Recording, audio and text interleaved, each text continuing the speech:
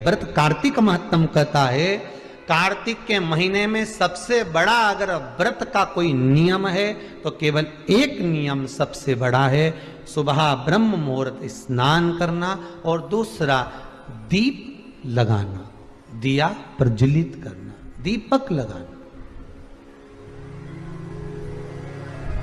दीप दान से बड़ा कार्तिक के महीने में कोई दान का वर्णन नहीं है जितना दीप दान का वर्णन।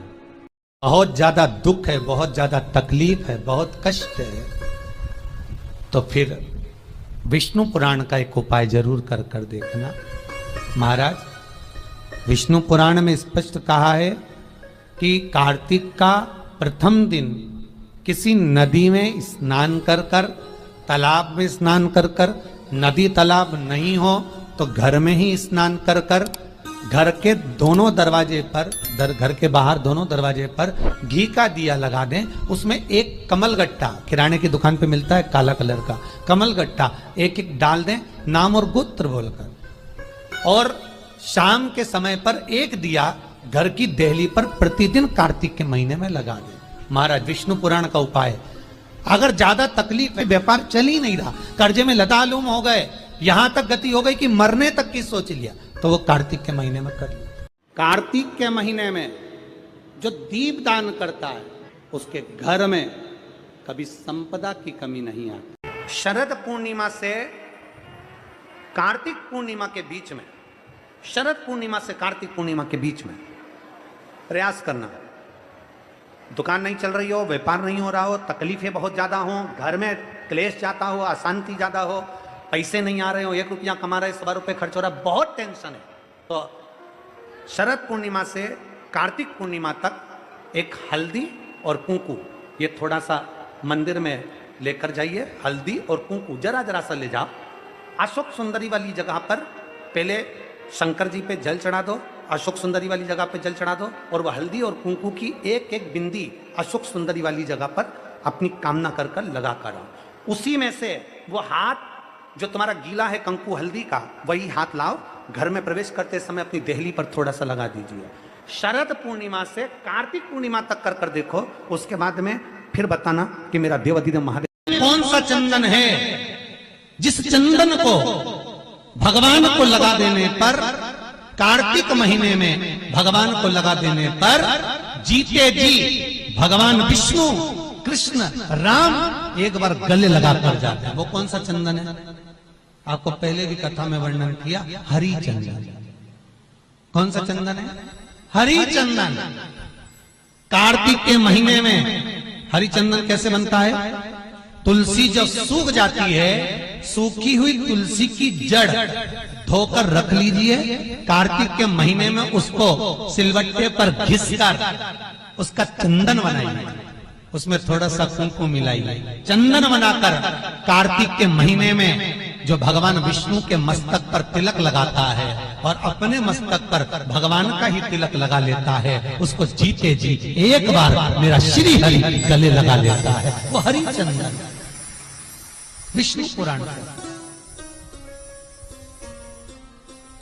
अभी अधिक मास लगेगा अपना 18 तारीख से, तब अपन उसमें श्रवण करेंगे तुलसी के एक एक महत्व को, कि तुलसी की जड़ में जो पतली धारा रहती है उससे क्या फल मिलता है। क्योंकि अश्विनी अधिक मास है की बात, तो अश्विनी अधिक मास में एक एक प्रमाण दिया तुलसी की पत्ती का, तुलसी के बीज का, तुलसी की टहनी का, तुलसी की जो मंजरी होती है, वो मंजरी जब गिरती है तो गिरी हुई मंजरी का क्या फल है, उसका भी प्रमाण अश्विनी अधिक मास में आता है।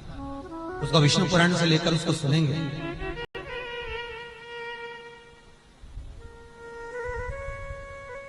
हरि चंदन। उसी तरह कार्तिक के महीने में सूखी हुई तुलसी की लकड़ी घी में भिगोकर, घी के दिए में घी भरकर जो भगवान के मंदिर में, भगवान श्री हरि के मंदिर में, नारायण राम कृष्ण के मंदिर में दिया जला देता है, उस लकड़ी का उसकी मनोकामना 3 महीने में पूरी हो जाती है। महाराज कार्तिक के महीने में उस तुलसी का इतना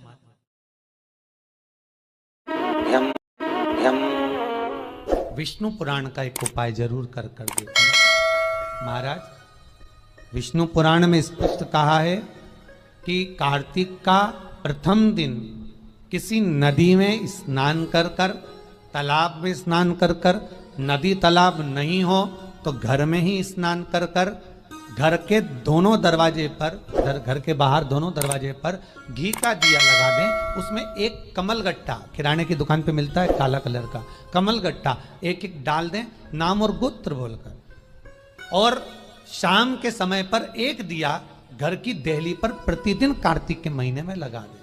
महाराज विष्णु पुराण का उपाय। अगर ज्यादा तकलीफ है, बहुत कष्ट है, बहुत ज्यादा कष्ट के व्यापार चल ही नहीं रहा, कर्जे में लतालूम हो गए, यहां तक गति हो गई कि मरने तक की सोच लिया, तो वो कार्तिक के महीने में करें, उसका प्रयोग अवश्य करें, सुख समृद्धि के, लक्ष्मी वैभव के। निर्धारित करना कि हम कार्तिक के जो 7 नियम है, कार्तिक के महीने के जो 7 नियम बताए गए हैं, कम से कम हम 7 नियम में से एक नियम ऐसा पकड़ें जिससे हमारा जीवन सार्थक हो जाए।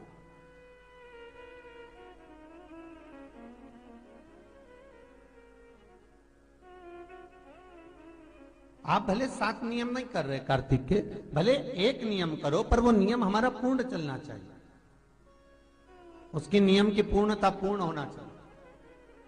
आपको कहा था कार्तिक के 7 नियम हैं, उसमें पहला दीपदान, दूसरा तुलसी पूजन, तीसरा भूमि पर शयन, चौथा शरीर पर तेल नहीं लगाना, पांचवा सुंदर दलहन की चीजों का त्याग करना, और छठा ब्रह्मचार्य व्रत का पालन करना, और 7वां अपने जीवन में कार्तिक के महीने में चाहे वाणी का संयम हो, चाहे भोजन का संयम हो, चाहे शब्दों का संयम हो, चाहे दृष्टि का संयम हो, चाहे इंद्रियों का संयम हो, वो संयम रखें।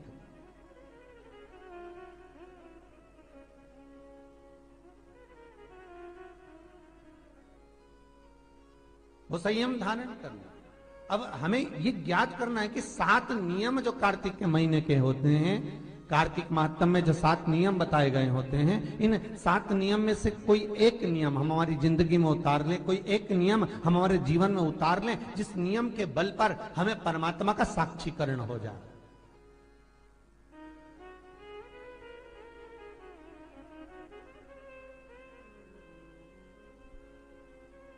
कोई एक नियम।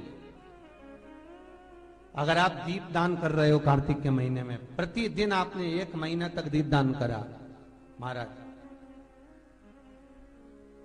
तो ये भी आपका एक नियम है। 1 महीने तक आपने जो तुलसी में जल चढ़ाया, ये भी आपका नियम है। आपने अगर वाणी पर संयम रखा है, ये भी आपका महाराज। एक बहुत सुंदर बात कार्तिक के माध्यम से लीजिएगा अपने जीवन में उतारने के। कार्तिक के महीने का 7वां नियम याद रखना, संयम।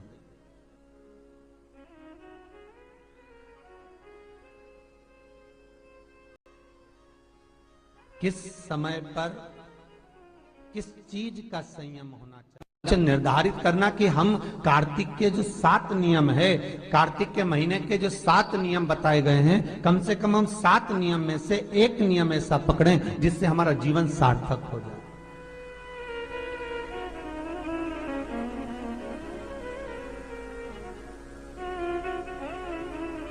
आप भले 7 नियम नहीं कर रहे कार्तिक के, भले एक नियम करो, पर वो नियम हमारा पूर्ण चलना चाहिए, उसकी नियम की पूर्णता पूर्ण होना चाहिए।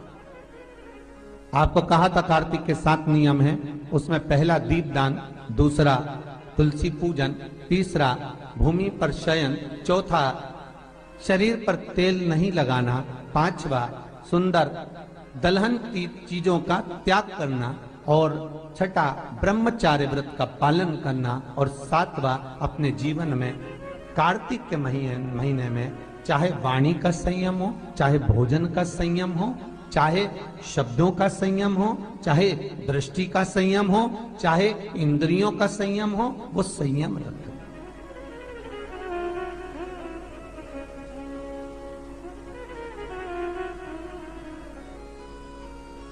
वो संयम धारण करना। अब हमें ये ज्ञात करना है कि 7 नियम जो कार्तिक के महीने के होते हैं, कार्तिक महात्म में जो 7 नियम बताए गए होते हैं, इन 7 नियम में से कोई एक नियम हम हमारी जिंदगी में उतार लें, कोई एक नियम हम हमारे जीवन में उतार लें, जिस नियम के बल पर हमें परमात्मा का साक्षीकरण हो जाए।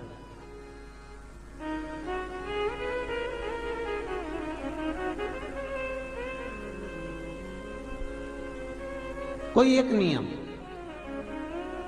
अगर आप दीप दान कर रहे हो कार्तिक के महीने में, प्रतिदिन आपने 1 महीना तक दीप दान करा महाराज, तो ये भी आपका एक नियम है। 1 महीने तक आपने जो तुलसी में जल चढ़ाया, ये भी आपका नियम है। आपने अगर वाणी पर संयम रखा है, ये भी आपका महाराज। एक बहुत सुंदर बात कार्तिक के महात्म से लीजिएगा अपने जीवन में उतारने के लिए। कार्तिक के महीने का 7वां नियम याद रखना, संयम।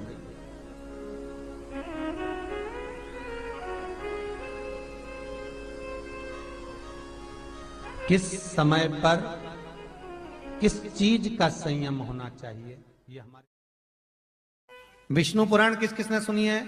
हाथ उठा। विष्णु पुराण का 5वां अंश कार्तिक खंड वर्णन करता है, या स्कंद पुराण का कार्तिक खंड को उठा लीजिए, वो वर्णन करता है 24 तरह के दिए होते हैं। कितने तरह के? 24 तरह के दीप होते हैं। उस दीप में सर्वाधिक श्रेष्ठ दीप होता है तुलसी दल का दीप, तुलसी की डंडी से जो प्रकट किया है। बत्तियों का भी क्रम है, एक लंबी बत्ती होती है, एक गोल बत्ती होती है। होती कि नहीं होती? लंबी और गोल। ये वाला स्पीकर बंद है, बार बार बंद हो रहा, बार बार चालू हो रहा, उसको देखिए जरा। बत्ती एक गोल होती है, एक लंबी होती है।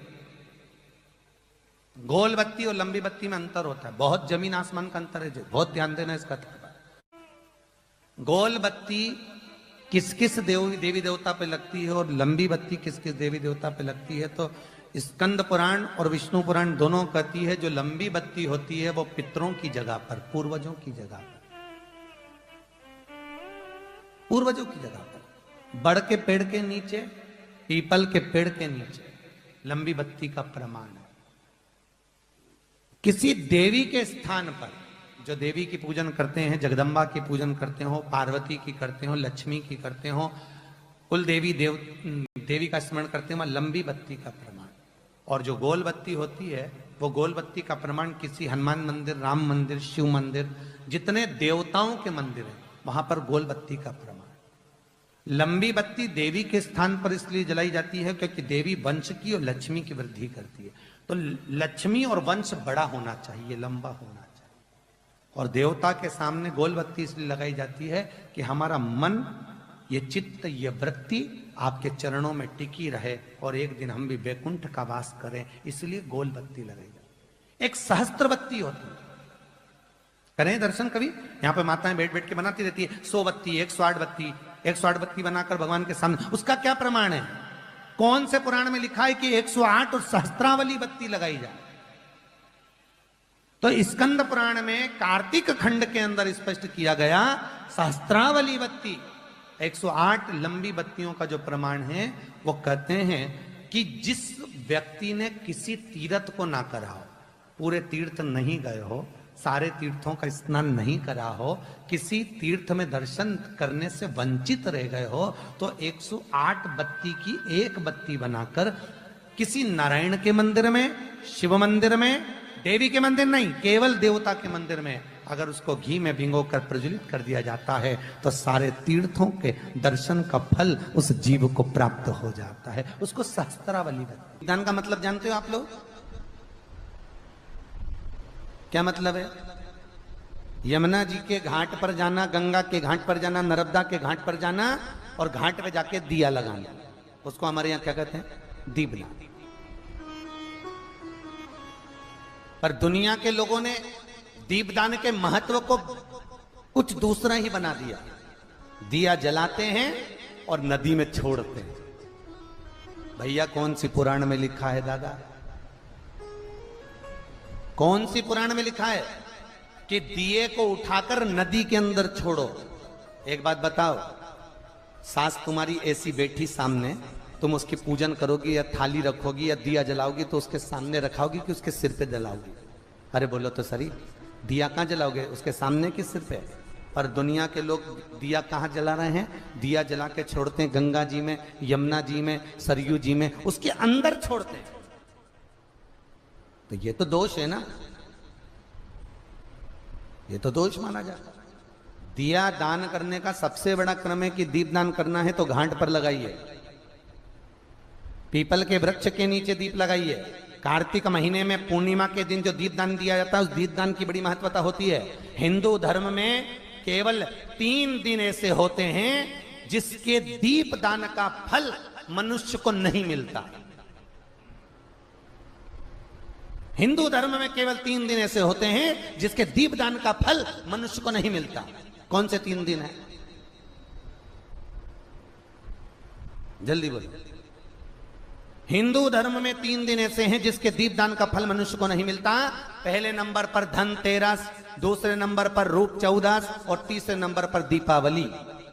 ये दीपावली, धनतेरस और रूप चौदस, ये 3 दिन दिए दान का फल मनुष्य को नहीं मिलता है महाराज। क्यों नहीं मिलता महाराज? हम तो जला जला के और ओटले पे जलाएं, पीपल के नीचे लगाएं, खूब दीपदान करते हैं, तो इसका फल मनुष्य को क्यों नहीं मिलता? क्योंकि राजा बलि की भूमि को जब वामन भगवान ने 3 पग में नाप लिया था, राजा बलि सुतल लोक का राजा बना था, तो राजा बलि ने वामन भगवान से कहा था, प्रभु आपने 3 पग में मेरी पृथ्वी को नाप लिया, पर आपसे मांगना चाहता हूं तो केवल इतना दे दो कि 3 दिन जो पृथ्वी पर दीप दान करेंगे उसका फल मेरी किस्मत में, मेरे भाग्य में लिखा जाए। भगवान ने पूछा कौन कौन से? तो कहा एक धनतेरस, दूसरा रूप चौदस, तीसरा दीपावली। इतने में लक्ष्मी जी आके खड़ी हो गई। लक्ष्मी जी ने कहा राजा बलि से, भैया पृथ्वी के लोग सबसे ज्यादा पूजन तो उसी दिन करते हैं, उसी दिन दीपदान करते हैं, और लोग तो धनतेरस के दिन दिया लगाते हैं, रूप चौदस के दिन लगाते हैं, दीपावली के दिन लगाते हैं, और सारा पुण्य तेरे खाते में लिखा जाएगा, तो उनके खाते में क्या होगा? इतने में राजा बलि ने कहा, बहन लक्ष्मी चिंता मत कर, दीपावली के बाद में जो कार्तिक पूर्णिमा आएगी, उस कार्तिक पूर्णिमा के दिन जो किसी जलाशय के पास में जाकर, नदी, तालाब, कुंड, कुआं, किसी जलाशय के पास में जाकर अगर एक दिया लगा देंगे तो उसको 3 दिन का पुण्य फल 1000 गुना होकर प्राप्त हो जाएगा। 1000 गुना। इसलिए हमारे यहां पर दीपावली को तो केवल दीपावली कहते हैं, पर कार्तिक की पूर्णिमा को देव दीपावली कहते हैं। कौन सी दिवाली है? जम के बोलो जरा। देव दीपावली। दीपावली से बड़ी दीपावली होती है कार्तिक पूर्णिमा के दिन, क्योंकि तुमने ये 3 दिन जो दिया लगाया इसका फल तुम्हें जब मिलता है जब तुम कार्तिक की पूर्णिमा के दिन किसी घाट पर, नदी के तट पर, तालाब के तट पर, सरोवर के तट पर जब दीपदान करते हो साहब, तब उसका पुण्य बढ़ जाता है। कार्तिक के महीने में 10वीं तिथि को जो तुलसी की डंडी को घी में भिगोकर अपनी कामना कर कर भगवान के सामने दिए में रखकर जला देता है, दिए की तरह उससे आरती उतार देता है, कहते हैं उसका जन्म दूसरी बार पृथ्वी पर नहीं होता, वो भगवान के गोलोक धाम में जिंदगी भर के लिए विराजमान हो जाता है। जिंदगी भर के दीप की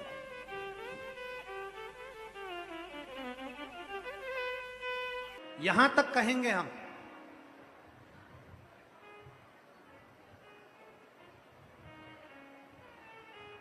शरद पूर्णिमा से कार्तिक पूर्णिमा के बीच में, शरद पूर्णिमा से